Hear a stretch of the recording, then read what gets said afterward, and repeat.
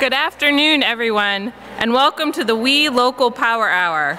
My name is Karen Roth, and I serve on the SWE's Board of Directors as the Director of Professional Excellence.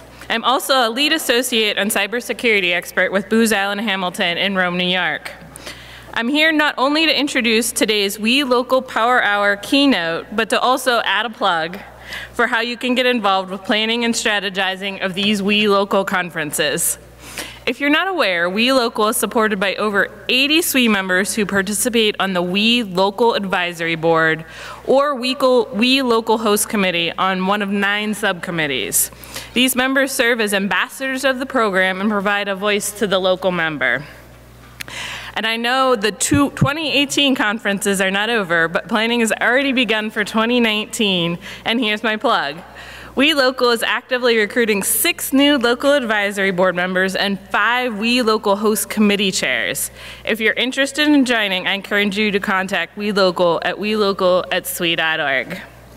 Now that the business is complete, let's get today's WE Local Power Hour keynote, Dr. Sonia Sanchez. Sonia M. Rocha-Sanchez, MS, Ph.D., M.B.A., is a tenured professor of human physiology and biomedical sciences and the assistant dean of research at the Creighton University School of Dentistry. She's also the vice president, co-founder of FNS Medical Solutions, a startup dedicated to the research and development of medical devices and therapies for a variety of diseases. She is a Bachelor of Science in Biology from Acre Federal University in Brazil, a Master's of Science in Genetics from the Federal University in Brazil, a Ph.D. in Cell Structural Biology and Population Cytogenetics from the University of Granada in Spain. She has an M.B.A. from Creighton University in Omaha, Nebraska, and her postdoctoral training focused in human genetics from St. Joseph Hospital in Omaha, Nebraska, and neuroscience from Creighton University School of Medicine in Omaha. She leads an active research program at Creighton University School of Dentistry and has been funded by several federal and private institutions. In her role as a scientist and an educator, Dr. Rocha-Sanchez has been continuously involved with coaching and mentoring of junior faculty, postdoctoral fellows, graduate and undergraduate students. Her research interests focus primarily on the basic and translational aspects of auditory, neurosensory, hair cells, and regeneration. She serves on several national research advisory boards and is a consultant for many medically relevant technology transfer projects. She's particularly passionate about mentoring and creating opportunities for disadvantaged youth interested in science and medicine. It is my honor to welcome Dr. Sonia Sanchez.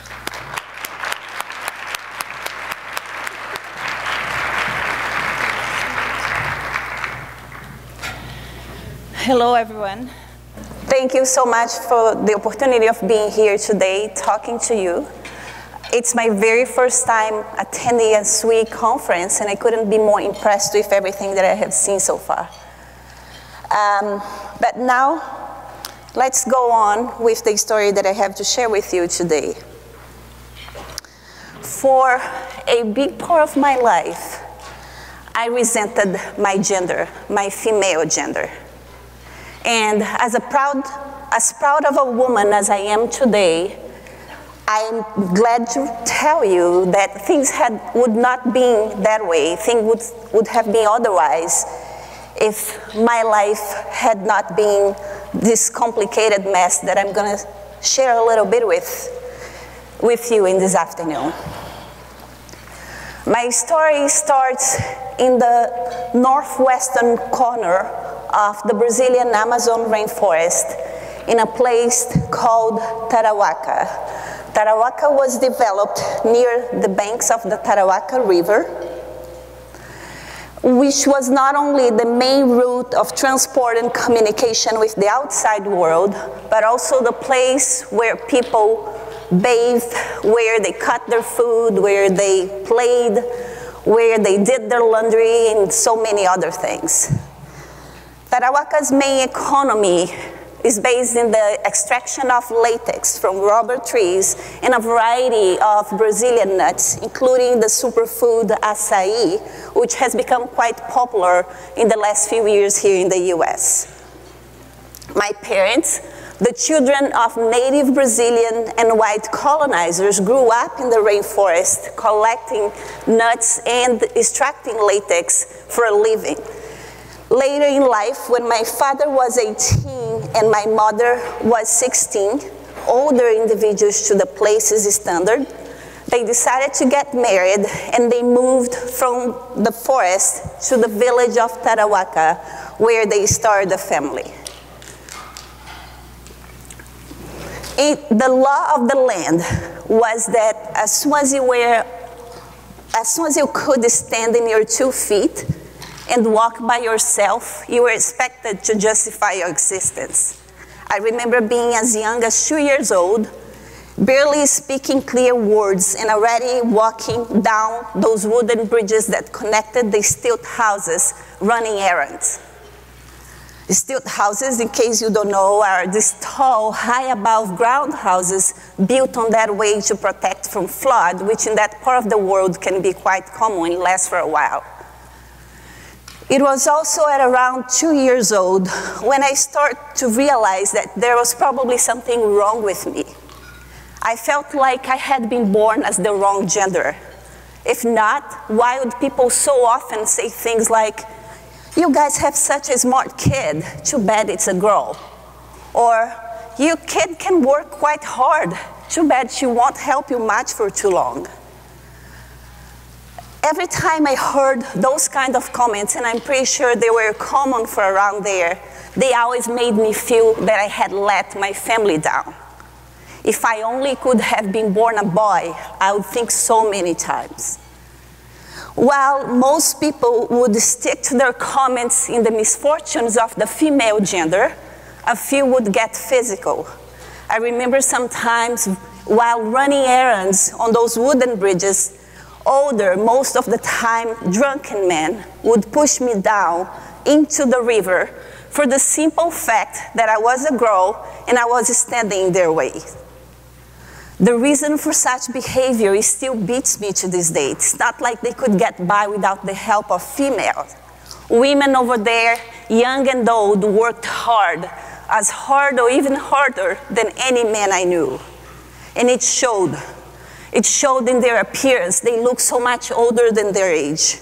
It showed in their health. Women mortality rate from diseases, childbirth, and domestic violence was and still is quite high. The older I got, the more aware I became of the situations happening around me, and the more I resented my bad gender lock. As far as I can remember, I always liked sciences and math. While I struggled with history, geography, which probably explains to this date my complete lack of geographic orientation, homemaking classes, I hated those, but I thrived in everything math and sciences. Geometry, physics, chemistry, I really liked it. And those preferences made me different from most girls I knew. While most girls my age dreamed of the day they would be old enough to get married and have kids, I dreamed of learning new things. I want to write books. I want to invent things. I want to be a scientist. There was only one problem. My destiny, my career choice, my future weren't mine to decide. By the time I finished middle school, I really wanted my parents to enroll me into a college prep high school, but they had different plans. Soon enough, I was enrolled into a vocational high school, preparing to be a K to 4th grade school teacher. As much as I respect the profession, my mother was a school teacher. It wasn't what I wanted for my life. That couldn't be farther from what I wanted for my life at that time.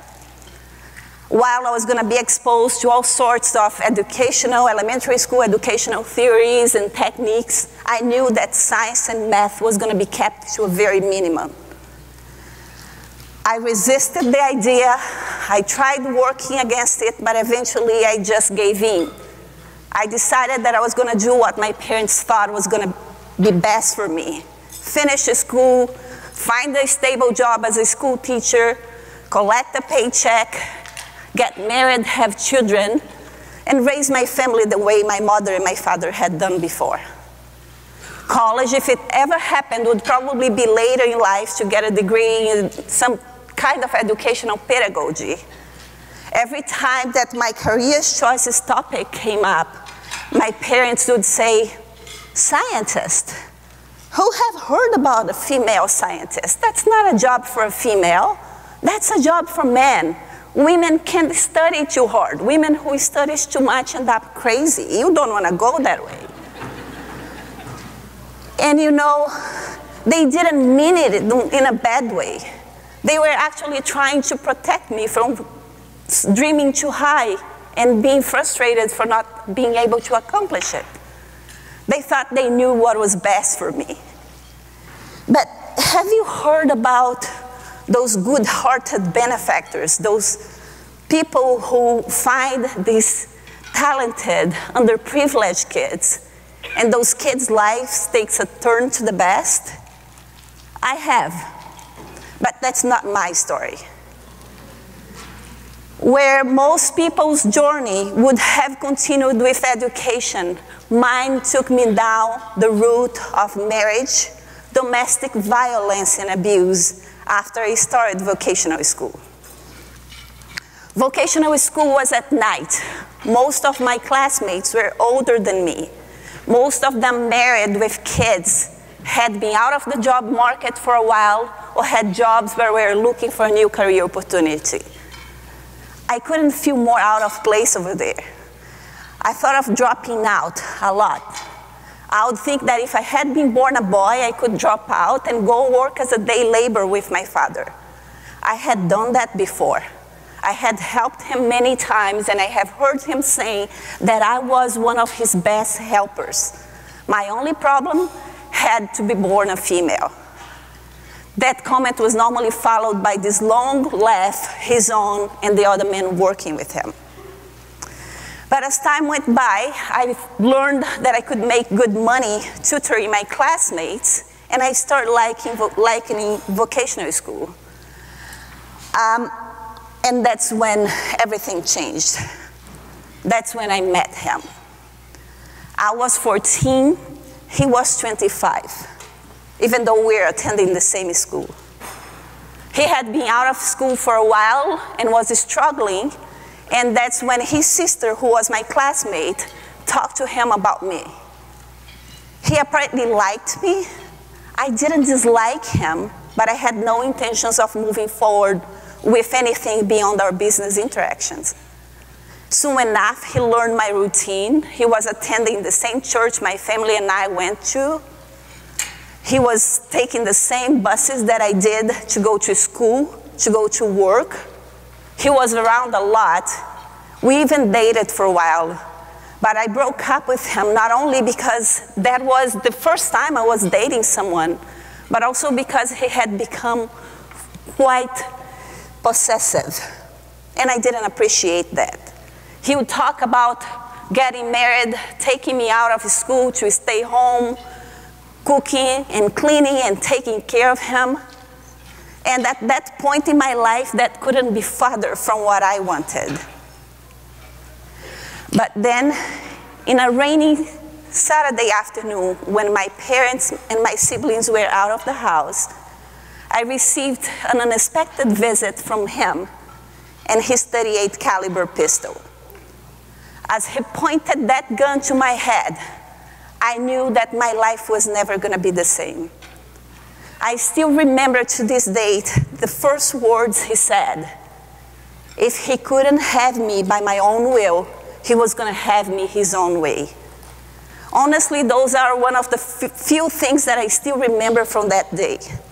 Everything else is a big blur in my mind, and even the things that happened in the days that followed it. But I do remember feeling shame. I remember feeling dirty. I remember feeling guilty, fearing for my parents and my siblings' safety, thinking of suicide, withdrawing from the people I liked, and 12 weeks later finding out I was pregnant. My life was over. My dreams were crushed. if attending vocational school wasn't already bad enough, pregnant by a psychopath at age 15, that would definitely put an end to it. I tried talking to my parents, explaining what happened, to no avail. I had brought shame to my family, and there was nothing I could do to fix it. While I was left with no options, he was given to choose between going to jail for his crime or marrying me to fix his mistake. I know at this point of my story you may be thinking, well, poor thing. But you know, it happened out there in the middle of the rainforest. It would never happen here, right? Actually not.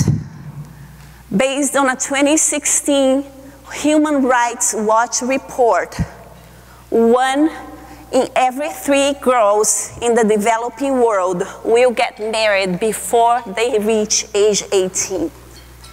The situation is so widespread that the United Nations has set up a goal of eliminating child marriage by year 2030. Yet, many of us, many Americans, are unaware of the situation happening right here. Child marriage is legal in every American state under some circumstances. Even though most states have laws designed to protect children under 18 from getting married, there are ways to work around those laws and get exemptions. Consistent with that, a report released by the Girls Not Bride organization, released last February, shows that in between 2000 and 2010, approximately 248,000 girls, American girls, were married to older men. Now let's go back to my story, but it's still applicable to the US reality. A child cannot initiate legal action in their own name. So in my case, and in many cases in the US, a girl can get married, but she cannot file for divorce. To make matters worse, in Brazil in the 90s, when it happened, only the husband could file for divorce, which meant that I was going to be married to that man for as long as he wanted. You know, miserable doesn't even start describing how I felt my life at that time. I tried leaving him several times only to be sent back to him. I went from being a star student in school to be the object of everyone's pity. Poor thing, my school teachers would say, her life is over.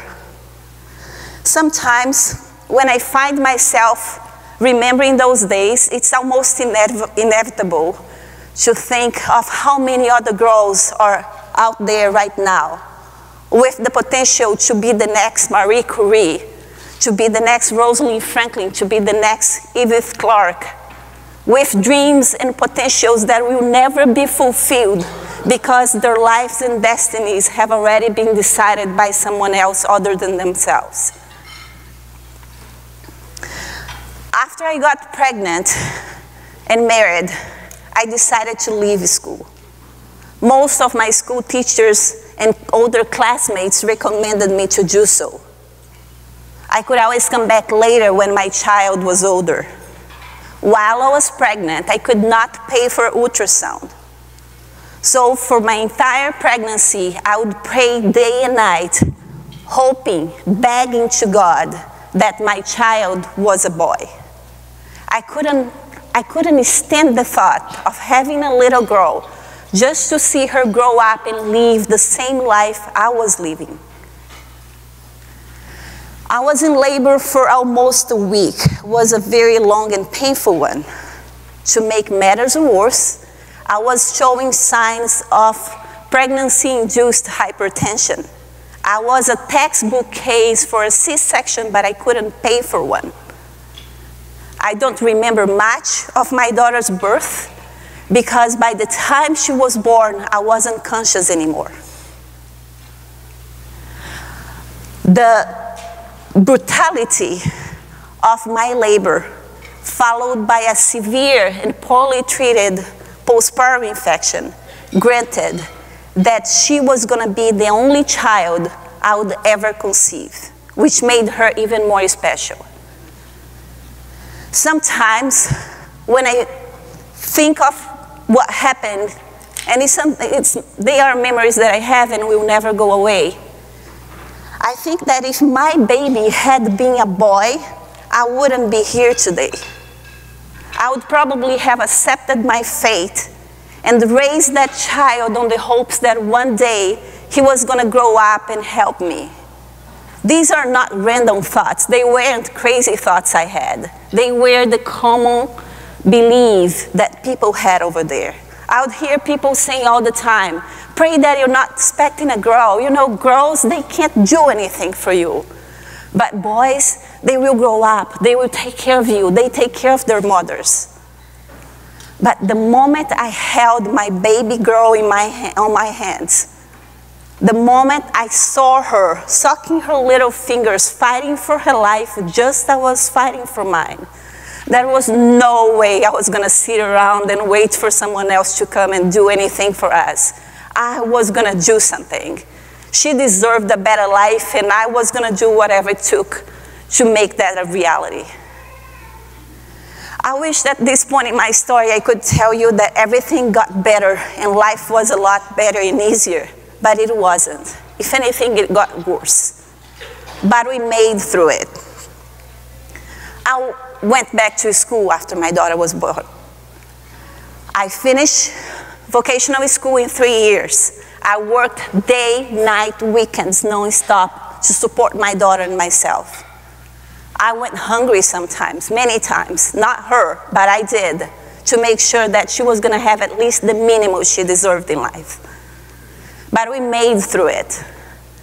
With vocational school out of the way, I wanted to go to college, and I needed to go to college. There was only one problem. I couldn't pay for it. Under most circumstances, not being able to pay for college, not being able to afford college in Brazil is not too big of a problem. The Brazilian government makes 40 spots available for free for students who passes the national examination test. So the top 40 students, those who score the highest, get to go to college for free. Typically, these students, or those students, are the ones who get to go to very well-to-do high schools or can afford paying for prep courses. I was neither of them. And the more I thought about the situation, the more I analyzed it and was looking for way arounds, the less clear my ideas and my hopes became, the less capable I thought of being able to pass that test. You know, despite being these powerful, wonderful machines, our brains can sometimes trick us. Most of our brain is made up of emotions. Every time we try to make a decision, the more we think about it, the more our minds get contaminated, if you will, with emotions. Even when we try to be coherent, even when we try to be reasonable, emotions can always sneak in and impair judgment. Every time I try explaining things in this light, people always ask, so how do I go about it? And that's when I like to use this engineering analogy, that if you understand how the system works, it makes its management a lot easier. So when it comes to decision-making process, it helps to think of the process as the result of conflicting signals coming into the system. In one hand, you have your emotions. In the other hand, you have your reason. Being able to tell these signals apart and being able to learn how to work with them will definitely make you a better decision-making person. I didn't see things in this light at that time, but I knew that if I gave in to my feelings, to my abandonment issues, to my self-pity and all those horrible feelings that I had in my life at that time, I was not going to take that test. The more I look at the odds, the more they seem to be working against me. I did not come from a school that prepared me to take the test. I did not have money to pay for prep courses. The exam itself cost money. And taking that exam and not passing meant wasting my little hard-to-get money. Things were not pretty. And the more I thought about it, again, the less capable I felt. And that's when something just snapped inside of my brain. All of the above was true, but I had missed one point. I could learn. I could borrow books, I could sit down, I could study hard, and I could take that test, prepare myself to take it. I know it sounds easier said than done, but I was committed, and I had 3 months to do it. And so it began. For the next 3 months, I did nothing but watch my kid and study day and night. All the sciences and math that I didn't get to see in high school, I had 3 months to learn. Sometimes when fear and confusion and all those bad feelings would come through my mind, I would shoo them away. A few times I would go back to this little list that I had put together a few years before, the list of my impossible dreams, which had things like going to college, becoming a scientist, buying a cassette player because it was the 90s and I was still a teenager, traveling, so many things. And I would look at that list and I would tell myself, I was the only person capable of making those dreams become reality. And if I wanted them as bad as I knew I did, I better stop being silly and go back to my books. I'm very happy to report that my strategy worked. I did not only pass the test, but I scored among the top 10 students for my major, biology. Thank you.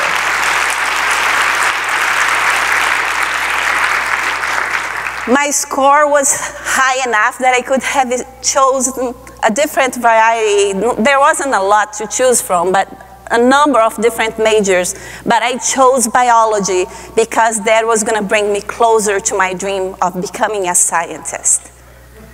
College life wasn't easier. Given the reality I had, an abusive, violent husband at home, a small child who depended 100% on me, and no money. But I convinced myself that just as I had superseded all the other obstacles before that, I was going to do it again. My fear not attitude and my love for math and sciences actually opened many doors for me in school and helped me land a job as a work-study student in the ecology laboratory at my university, which, believe me, paid me to study. That's crazy. I never saw that coming, but I was able to go through school all 4 years of undergrad, getting paid to do the thing I loved the most. By the time I finished undergrad, I had already passed the examinations to start a master's degree in genetics at the Viçosa Federal University at the southern part of Brazil. I was not only checking one more item in my list, I was traveling in a chicken bus, yes, but I was traveling. But I not only got full tuition at that university, but also a very good stipend that allowed me and my daughter to have a decent life while I was still studying. By the time I finished my master's, I had passed, and at this time in first place, at the selection process for the Ph.D. at the top research university in Brazil, Unicamp in São Paulo. While in my first year at Unicamp, I got a chance to go and finish my PhD at the University of Granada in Spain, in the Science Institute at the University of Granada, the genetics department. While I was there, I fulfilled many other dreams. And my daughter was with me all along. I used to tell people there isn't a hole in the wall that I would get in that shouldn't be with me. One of the dreams that I got to fulfill while I was there was to publish twice at the Proceedings of the Royal Society, one of the oldest and most famous journals in mathematics, physics, engineering, and science. One of the earliest STEM journals in the world. It starts in the 1800s, where people like Isaac Newton, Charles Darwin, Benjamin Franklin got to publish before. While I was there, the plan was to finish my PhD and then go back to Brazil. But then during my last year in the PhD program, I decided that I should probably get a postdoc training before I went back. I thought that that was probably going to be my only chance to do so. I especially had my eyes on a few laboratories in the Netherlands. They had a very strong program in population genetics, which was related to my thesis major, and I really thought I should take the opportunity and apply for some of those labs. The application process was very simple, and they had a space for keywords which were supposed to match our expertise with potential postdoc opportunities available. I filled up with a variety of different keywords, but eager to expedite the process, I decided to enter the name of the country I wanted to go to. So I wrote down, I tried to enter the whole Netherlands, but the space didn't allow me to, so I entered NE, which I thought stood for the Netherlands. You know, that's what I meant by not being good in geography. That very same day, quite to my surprise, I received a postdoc offer from a population genetics laboratory in Omaha, NE. Netherlands, there I go. That was the thought in my mind. And here is the part of my story that I want to share some warnings. While my mental fortitude has helped me survive some very dire situations, it has placed me into some funny ones as well. And this is one of them. From all the offers that I received, the one from Omaha, NE was the one that I liked the most. I exchanged several emails with the head scientist, and then I said, yes, I'm going to Netherlands. And that's only then, only at that point, that it occurred to me that I should probably find out where in the Netherlands was Omaha. And you know, there was this new website called Google. This is the early 2000s. I was still learning how to use it. Then I go and I sit in front of my computer and I type Omaha NE and I push enter. And then the Google search list comes up and the first link in the page says, welcome to Nebraska Furniture Mart. No, I typed something wrong. Let me try it again. OMAHA space NE, enter. The very same search list, welcome to Nebraska Furniture Mart. Only then it occurred to me that I had accepted the job in Omaha, Nebraska, thinking I was going to the Netherlands. I cried. A lot. And then I dried up my tears and immediately wrote an email to the head scientist on the hopes of talking my way out of the job. just to find out that they had already started the internal paperwork for my visa application, and was a bunch of paperwork, a very complicated process. And as nicely as he could have said that, I should probably take the opportunity. The contract was for only 1 year. I could always leave at the end of that 1 year. So my hopes rested on having my visa denied. The interview with the embassy was scheduled for a Monday after a long holiday weekend. I really hoped that they would say, no, you can't enter the country. It had happened to a number of my friends. Some close classmates had applied and had their visa denied. There was no reason it would be different with me. It's a Thursday before the holiday. I leave the lab at noon. On my way out, I stopped by the mailbox. I still had that lingering hope for the Netherlands.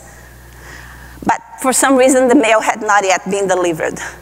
I left. I couldn't stay there any longer. I had to go to my daughter's school, pick her up, go to her tiny studio apartment, get our backpacks, head to the bus station, and take a train from Granada to Madrid.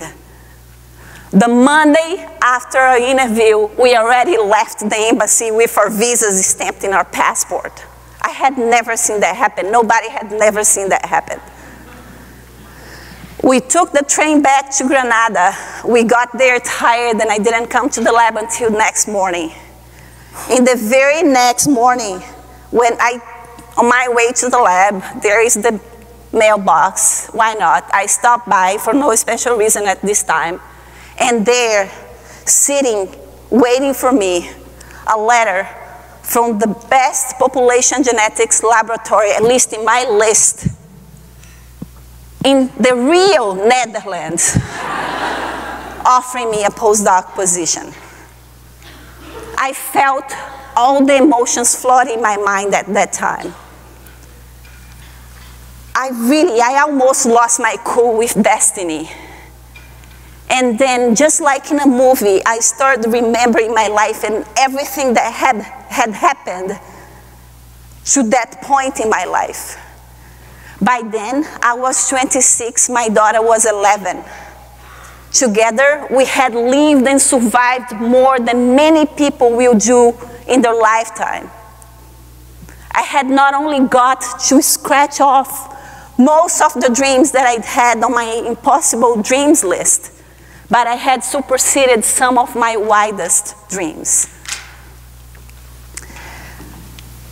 Today, I still live in Omaha, NE, a place I learned to love, where I raised my daughter, where I met my life partner, a place I call home.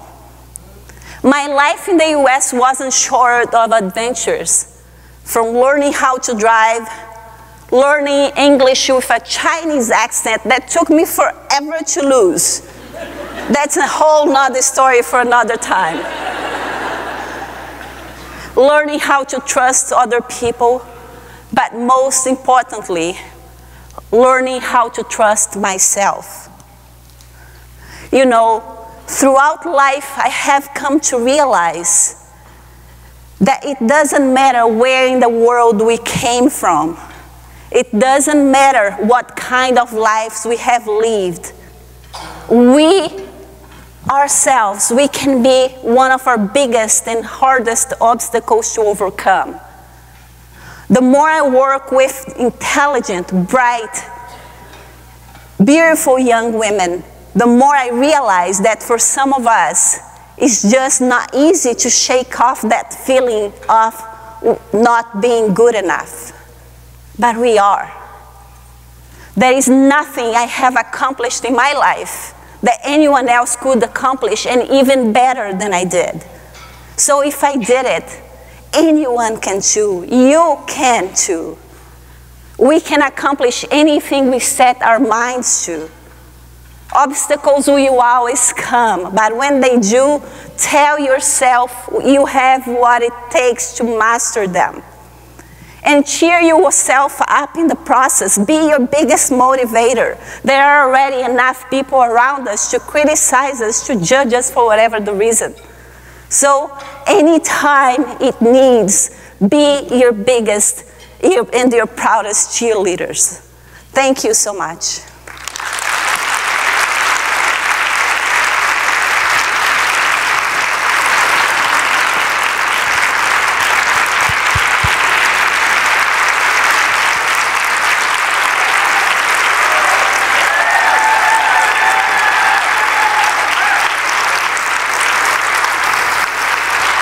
Thank you so much, Dr. Sanchez. We really appreciate you taking the time to join us. And it looks like we have about 5 to 7 minutes left for questions. Is there anyone in the audience that has a question?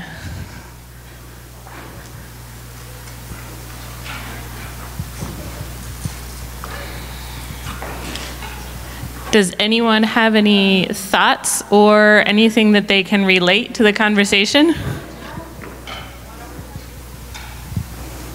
What does your daughter think of math and science, or what does she want to be when she grows up? So she's actually standing right here, and could you stand up, please? That's her. And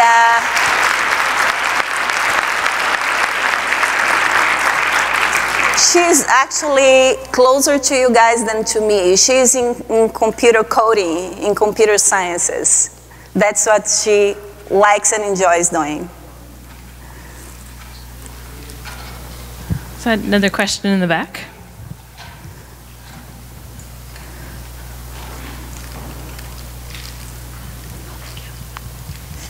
What is on your dream list now? So my dream now is to help people like the Sonia that I was before. And I actually have, the more I can, the more involved I had become with mentoring and working particularly with underserved communities and particularly with girls. Even in my private business, most of my inventions, most of the things that I have developed are focused into women. We have developed things for men too, but for some reason that's what my passion and that's what my dream is to continue helping and working with women, helping them to grow and to fulfill their dreams. What other questions do we have? Okay, I see one in the back.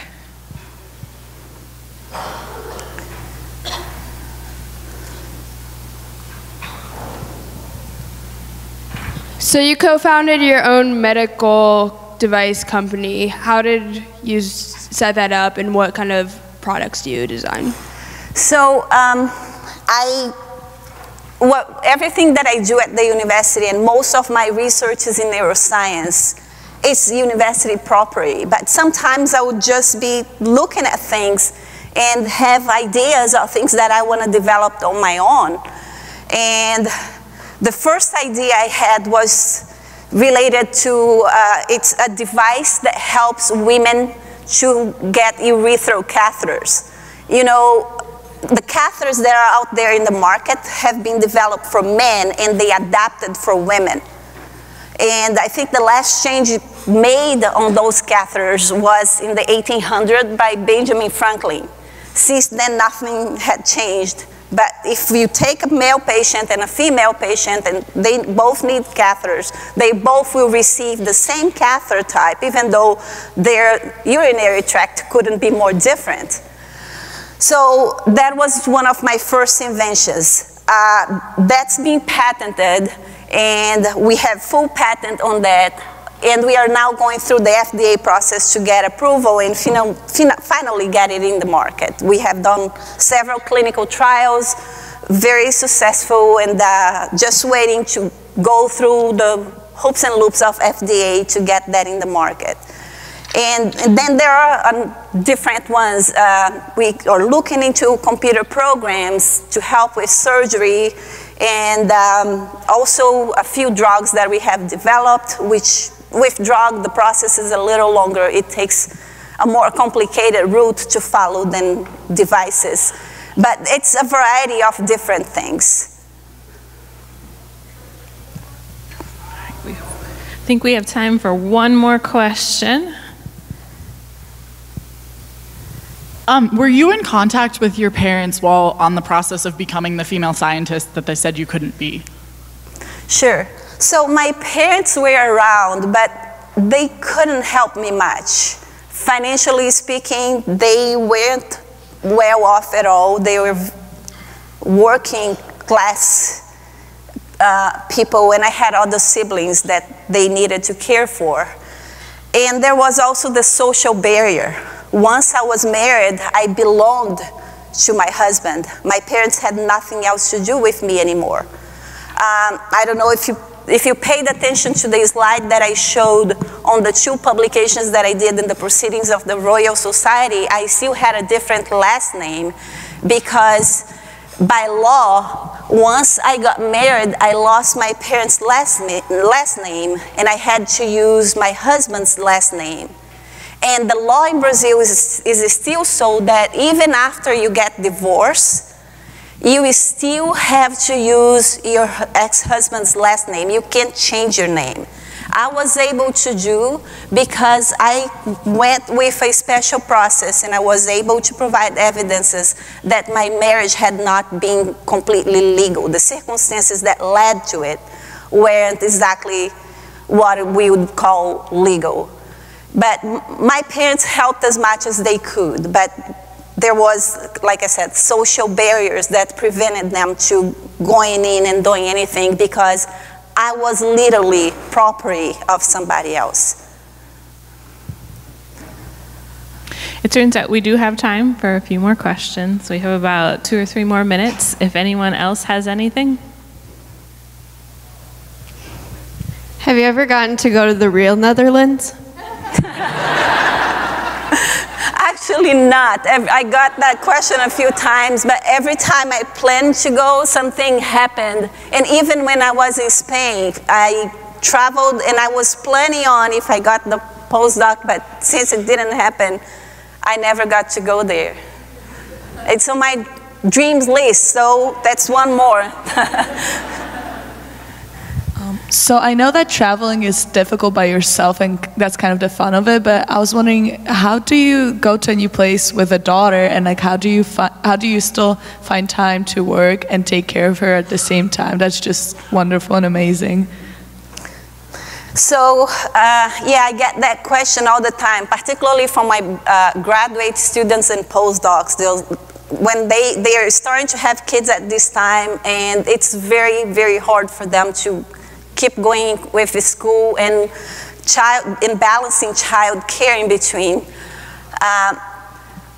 Honestly, the reason why she's not in science is because she was literally everywhere I was. I would take her to school with me.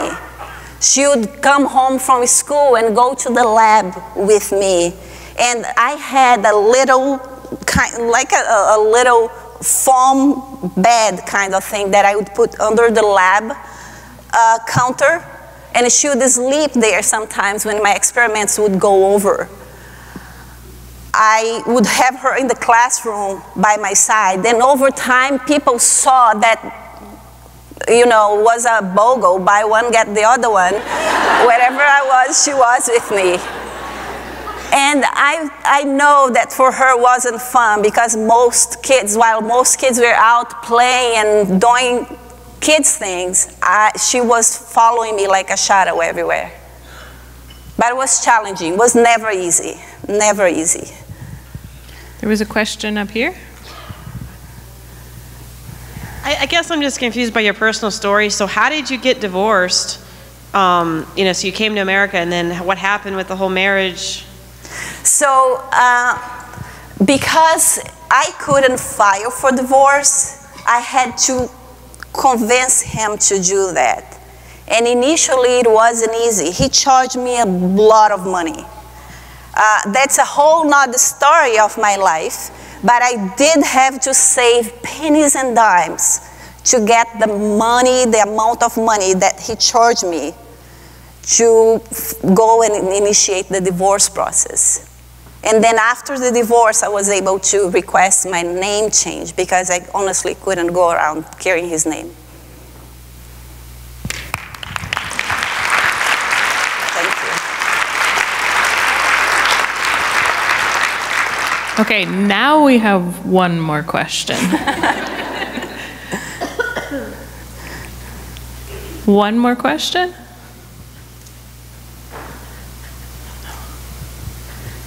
Okay, let me switch microphones for a second.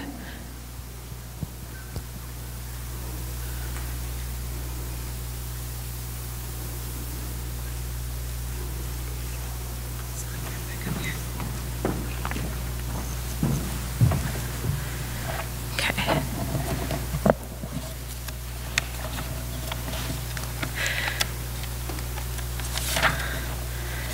Thank you to everyone who asked questions during the Q&A portion of today's keynote, and thank you, Dr. Sanchez, for speaking today. Thank you. We appreciate everything.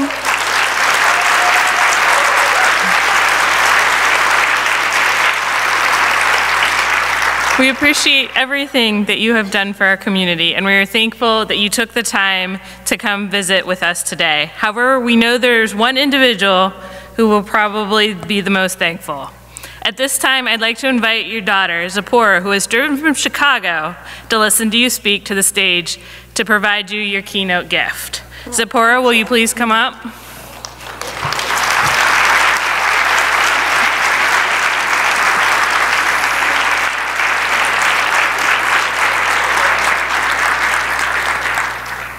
So Dr. Sanchez, on behalf of the Society of Women Engineers, and as a token of our appreciation, we hope you enjoy this gift. Thank you very much. Thank